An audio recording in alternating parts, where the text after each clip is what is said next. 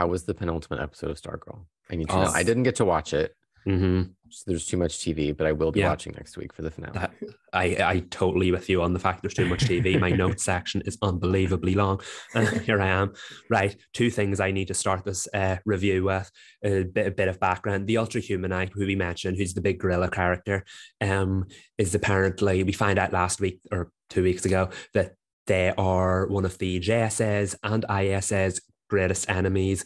And he was a mad scientist, complete genius, but also crazy. And he found a way, him and Cindy's father, Dragon King, worked together decades ago, and they found a way to take the Ultra Humanite's brain out of his body and place it into an actress called Dolores Winters. That actress then went on to win an Oscar and enjoyed a very successful career. However, it was the Ultra Humanite playing her the whole time. And then Dragon King showed up at her apartment. I assume this was like the 50s because it was very much black and white. And the Ultra Humanite revealed that the JSA were on her trail and that she/he needed a new body. So Dragon King said, well, I've been working on something on my own, and showed that he was starting to turn his skin scaly, just like what's happening to Cindy now. This was before Dragon King actually became a dragon-like creature. And he was like, well, I can do the same thing for you. And the Ultra Humanite was like, good idea, but I have other ideas. And he showed him a picture of a big white gorilla. So then that's when... Wait, the Ultra Humanite's white? Yes, it's a colored? Oh, see, I still have not to this day seen a photo of this gorilla. So like I imagine just like King Kong. Wait until the finale. Wait until the finale.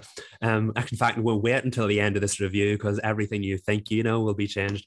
But yeah, that's how the episode played out. We find the opening scene was all about the Ultra Humanite's backstory. Him and Dragon King were besties back in the day, and Dragon King helped him find a way to take his brain out of the actress's body and place it into this giant white gorilla.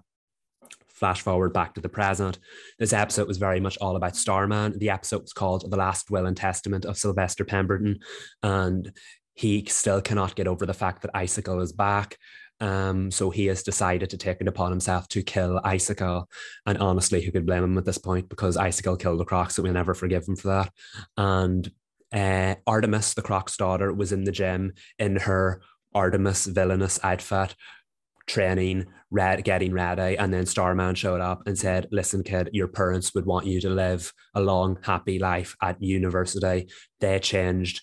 You can change. Do not lose your future on trying to kill Icicle. And she was like, so he's just going to get away with it. And Starman was like, no, I'm going to kill him for you.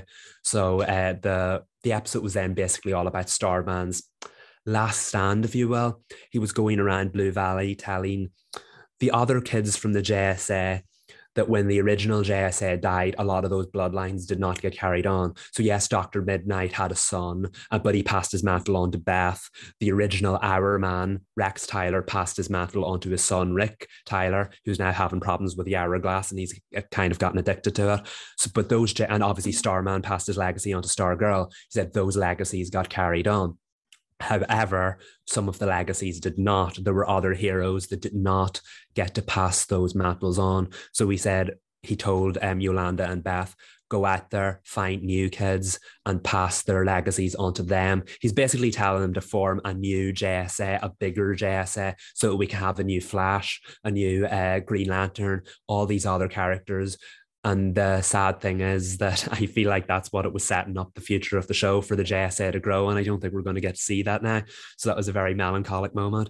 But the big part of the episode that really struck a chord and made me very angry was Starman dressed up in his outfit. He couldn't find the staff because Courtney had it. But Pat went down and said, you can't just go and get yourself killed. And Starman absolutely said some horrible things to Pat and said, you've only ever been a sidekick. You were the laughing stock of the original JSA. And now you've gone and gotten all these kids in trouble. You're not a hero, Pat. You're just a sidekick. And the reason I died in the first place was because you didn't follow my orders. Do not you dare show up at Jordan's house and not follow my orders again and get me killed a second time. So some really hurtful stuff. The thing is, Starman didn't realize that Courtney was listening to him the whole time. And she said, Starman has always been my hero, so much so that when I thought you were my father, and when I thought you weren't, and when I found out you weren't my father, I was so disappointed. But I thank God every day that Pat Dugan is my father because he is my hero, not you. And Starman didn't So like much that. rough stuff being said Right, this week. right. Starman didn't like that. But he said, "Now give me the staff," and she was like, "No." And he went like that there, and the staff came to him, and Courtney went like that there to try to get it back, and he just turned around to the staff and said, "No." So the staff would not go back to Courtney, and he was like, "Deep down, you knew you were never worthy of the staff. It's mine, and it's always been mine, and I'm away to kill Icicle now." And he left. So of course that left Courtney feeling broken because the staff no longer chose to be with her, and Starman doesn't think she's worthy. Pat was obviously broken as well, but then they all figured out amongst themselves that Starman actually was just trying to turn everybody against him so that they would not follow him. He wanted to go off and sacrifice himself by taking Jordan down and protect everyone. So he was just saying horrible things, which totally is understandable. However, here's where the big twist came. Uh-oh. Cindy was I knew it was her. The minute you said it earlier, I knew it was her. She was working with Mike and Jakeem to try to, they said, "Let us help you. You have nobody, let us help you." And last week she agreed to let them help her.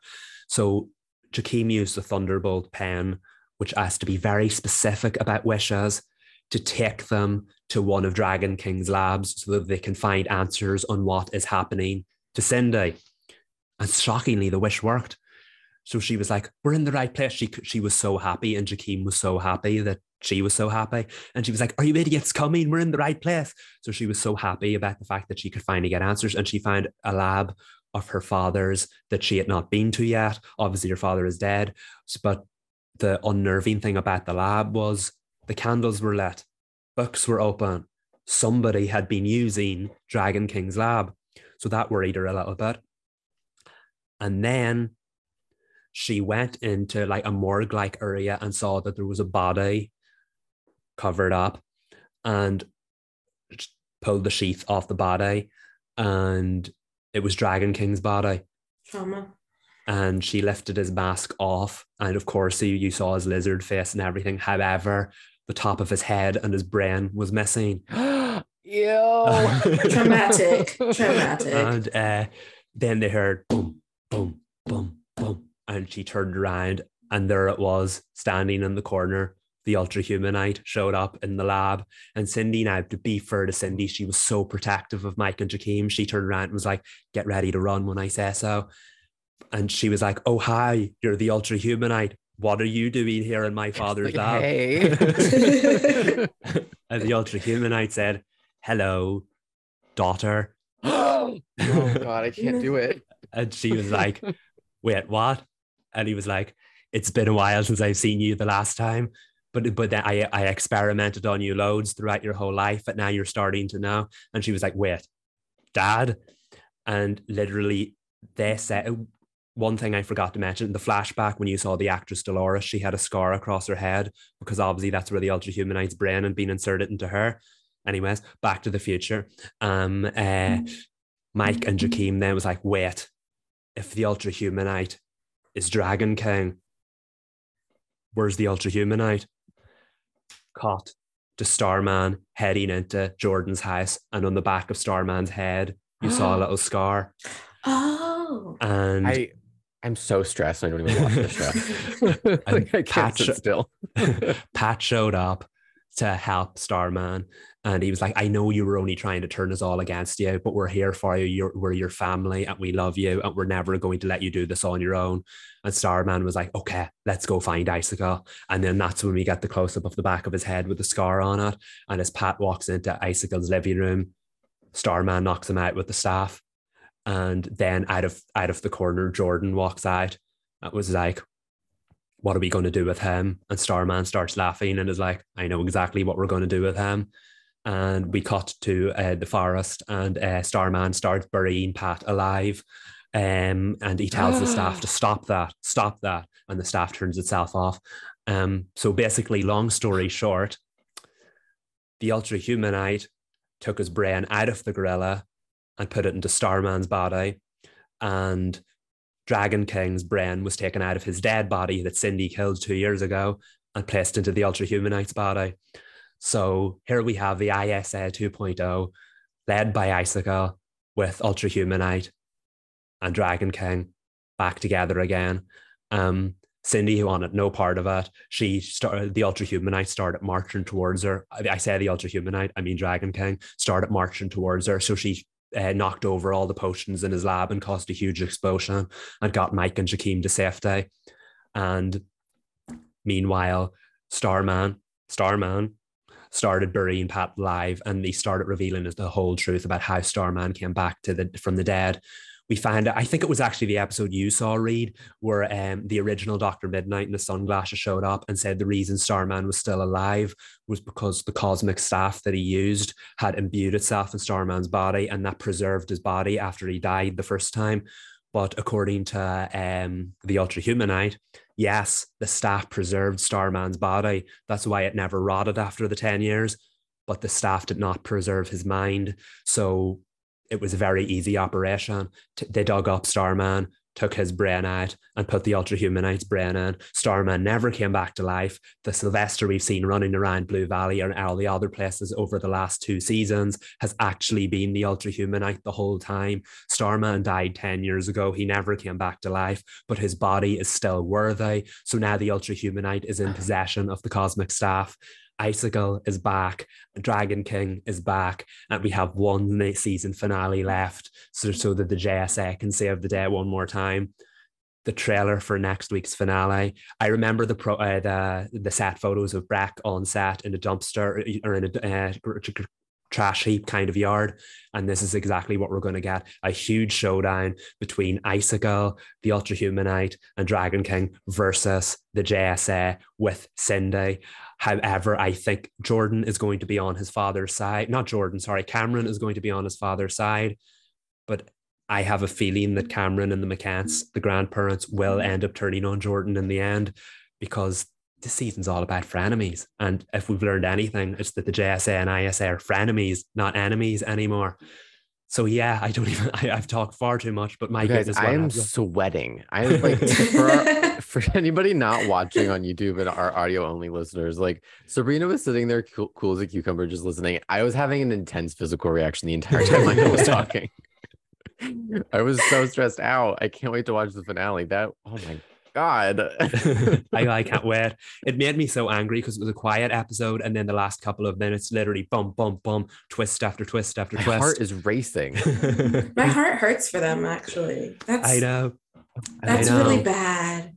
So the whole point of Stargirl has been about the next generation carrying on what the generation did beforehand. And we all thought so many of them were dead. And then it turned out so many of them weren't dead. But now this season's turned it completely on his head, because Starman was dead all along. Jordan was not. Dragon King was not. So they're still making up for the sins of their fathers years later. And I think now is going to be Cindy's turning point, where she helps the JSA win the day.